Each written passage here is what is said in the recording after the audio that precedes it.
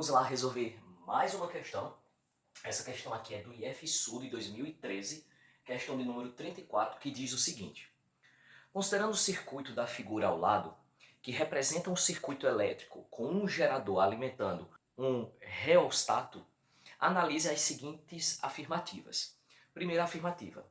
A máxima potência útil transferida pelo gerador ao reostato ocorre quando a intensidade de corrente elétrica no circuito é a metade da corrente de curto-circuito. Analisando essa informação ela é verdadeira.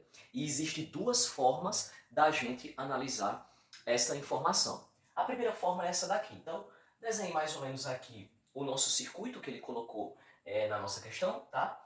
E a resolução para essa primeira afirmação, como eu falei, a gente pode analisar de duas formas. E a primeira forma é analisando as equações da potência e o curto-circuito, né? Já que ele compara.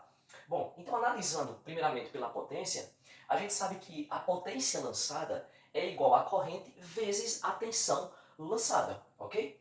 E a tensão lançada a gente sabe que vai ser a eletromotriz menos a resistência interna do gerador, né, vezes a corrente, ok? Feito isso, né, logo a nossa potência lançada vai ficar com essa equação aqui, né, quando eu substituo esse VL por essa expressão, então nós ficamos com essa equação, ou com essa equação aqui abaixo, beleza? Bom, a gente tem aqui as nossas constantes, que é o E e o R, então a nossa variável aqui é a nossa corrente. E aqui eu posso tirar a derivada em relação à corrente, né? E aí, a derivada da potência lançada, ela vai ser igual a zero no ponto máximo, ok? Então, a gente vai igualar a zero, ok? E aí a gente tira a derivada dessa expressão aqui, né? E aí, quando a gente tira a derivada em relação à corrente, a gente fica com esta equação aqui, beleza? E aí a nossa corrente, quando a gente organiza essa equação, vai ser igual a eletromotriz dividido por 2 vezes R, tá? Bom, beleza, temos essa equação e agora a gente vai analisar o curto-circuito no gerador, beleza? Já que na primeira informação ele diz, né, que a máxima potência útil transferida pelo gerador, né, ao reostato ocorre quando a intensidade de corrente elétrica no circuito é a metade da corrente de curto-circuito. E aí, será que vai ser a metade mesmo da corrente de curto-circuito? Quando a nossa resistência, esse R aqui, é igual a zero, né, nós podemos representar esse circuito dessa forma aqui, e o que a gente vai ter é a corrente de curto-circuito, né? E aí, pela lei de Ohm, a gente sabe que a tensão elétrica é igual a resistência vezes I, né? Se a resistência é zero, a nossa tensão também vai ser zero. E aí, a tensão elétrica lançada, né, desse gerador para o circuito em geral, a gente sabe, né, que a tensão elétrica ela vai ser igual a E menos R vezes I, certo?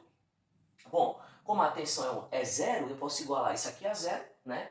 E esse I aqui vai ser a minha corrente de curto-circuito e aqui é igual a E dividido por R. E de fato, né, quando a gente compara as equações aqui, a gente observa que sim, a máxima potência útil realmente é a metade, né, da corrente de curto-circuito. A segunda forma da gente analisar, né, nós podemos analisar esse problema olhando para os gráficos, né? Então, por exemplo, eu coloquei aqui, né, 3 momentos onde a gente teria um circuito aberto, um circuito fechado e o nosso curto-circuito. Aqui no caso, por exemplo, do circuito aberto, né, então a gente tem aqui que nossa tensão de lançamento é dada por essa equação, que é a eletromotriz menos R, né, vezes I, R minúsculo. E se a nossa corrente aqui ela for igual a zero, então a nossa tensão ela vai ser igual à força eletromotriz, né? E aí a potência lançada é dada por essa equação, I vezes a tensão lançada. Como a corrente é igual a zero, então a potência lançada também vai ser igual a zero, né? Isso aqui considerando um circuito aberto. Bom, para um circuito fechado é a nossa imagem que a gente tem aqui, né? Esse nosso circuito aqui, dado aqui essas equações que eu já comentei sobre ela, então nossa potência lançada vai ser dado por essa equação aqui no caso de um circuito fechado, né? E aí no caso de um curto-circuito, que é quando ele compara, né? A gente tem a lei de Ohm, né? Que é dado por essa equação aqui. Como a nossa resistência, esse nosso R aqui, ele é igual a zero, né? Então o nosso VL vai ser igual a zero. E o nosso PL, né, também vai ser igual a zero, já que a nossa tensão lançada é igual a zero.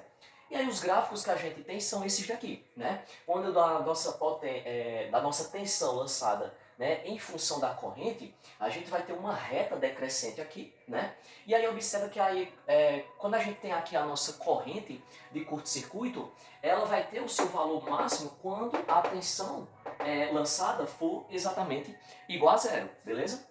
E aí quando a gente analisa o gráfico da potência em função da corrente, nós vamos ter uma parábola com concavidade voltada para baixo, né? Onde o máximo da nossa potência lançada, olhando aqui de forma simétrica, a gente observa que vai ser quando de fato a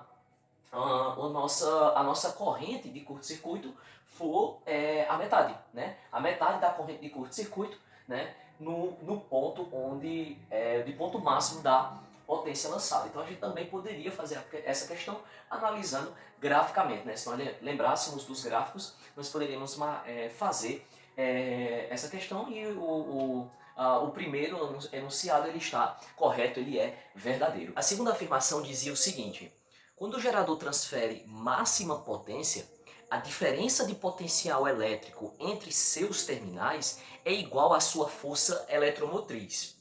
E essa informação ela é falsa. E eu vou mostrar por quê. Tem duas formas da gente mostrar, né? Analisando os gráficos, né, da potência lançada em função da corrente, né? Quando a gente tem esse arco de parábola com cavidade voltada para baixo. Onde a gente aqui tem a equação para esse gráfico, né, que é a equação número 1, ok? E também nós temos aqui o gráfico da tensão lançada em função da corrente. E aí quando a potência lançada ela for máxima, né, nós vamos ter aqui, ó, comparando os dois gráficos, um ponto aqui bem na metade, né, da nossa reta decrescente, onde nesse ponto aqui a gente vai ter a metade da corrente de curto-circuito, ok? Como também, por simetria, a gente observa para que a gente possa ter o máximo de área aqui, então nós vamos ter que a força eletromotriz ela vai ser a metade também, ok? Então a informação de que quando a potência lançada ela for máxima, quando ela for igual à força eletromotriz, que no caso seria esse ponto aqui, é falsa, ok? Bom, a gente pode olhar de forma gráfica, mas também a gente pode olhar para as equações que a gente desenvolveu lá para a primeira afirmação, né? Então, a gente descobriu lá nas equações que a corrente elétrica, quando a potência lançada é máxima, é dado pela força eletromotriz dividido por 2 vezes a resistência interna, né? Isso aqui quando o PL for máximo, beleza? Então, substituindo essa equação na equação 2, que é nessa equação aqui, né? A gente vai ter essa expressão aqui, ok? A parte aqui da corrente eu deixei em azul. Podemos simplificar R com R.